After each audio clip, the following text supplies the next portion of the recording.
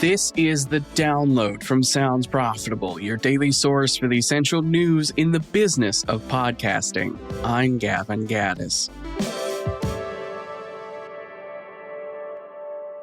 Here's what you need to know for today, Thursday, April 2nd. First up, podcast launch on Beehiiv. Newsletter and blogging platform Beehiiv has rolled out audio podcast hosting and monetization services. In a new interview with Sounds Profitable partner Brian Barletta, Beehiiv CEO Tyler Denk says podcasts are a natural fit, as podcasts and newsletters have a lot in common. He positions adding podcasts as a core pillar of Beehiiv, allowing Beehiiv publishers with podcasts hosted elsewhere to bring all of their publications into one service. Beehiiv's hosting has been designed to be IAB compliant, with Denk saying the company is about to begin the formal certification process. Next up, the center cannot hold. Sounds Profitable's latest research, the last quarter, finds 25% of Americans who have never consumed a podcast aren't politically neutral.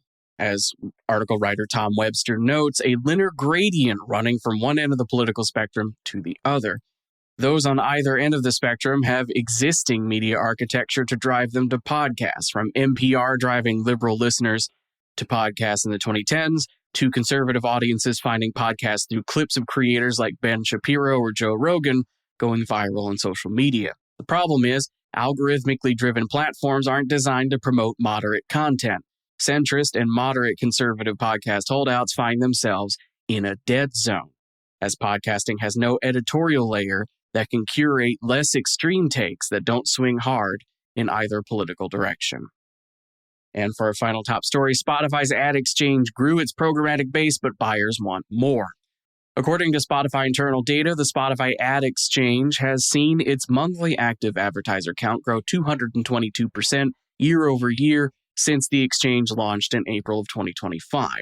Media agency Rain for Growth reports its Spotify spend increased 190% from May 2025 to March 2026, with programmatic guaranteed spending increasing 12% and private marketplace spending climbing 64%.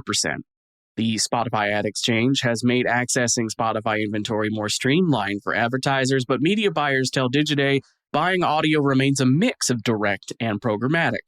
PMG head of programmatic Mary O'Brien notes buyers still favor going for direct deals when it comes to buying host-read podcast ads, a sentiment echoed by a spokesperson for Factor. As for the rest of the news, NBC Sports has chosen Triton Digital as the provider of key components in its digital audio and podcasting infrastructure, including hosting, monetization, audience measurement, and audience insights. The Canada Media Fund's Digital Creators Pilot Program is expanding scope to now accept applications from mid-career Canadian podcast creators looking to grow or expand their business into original video podcast production. TubeFilter covers the news that Alex Cooper is launching a YouTube reality competition show. The series, dubbed Unwell Winter Games, debuts April 6.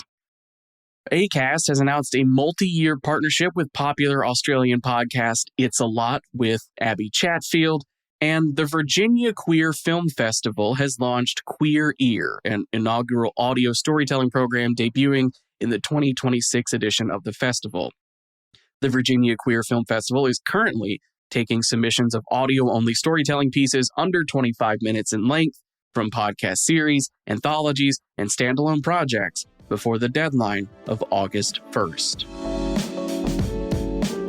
That'll do it for today's episode. Reminder, you can get links to every single thing I just talked about by clicking the one link in your show notes. That will take you to today's episode post on soundsprofitable.com, where you can also subscribe to get the newsletters from Sounds Profitable and The Download.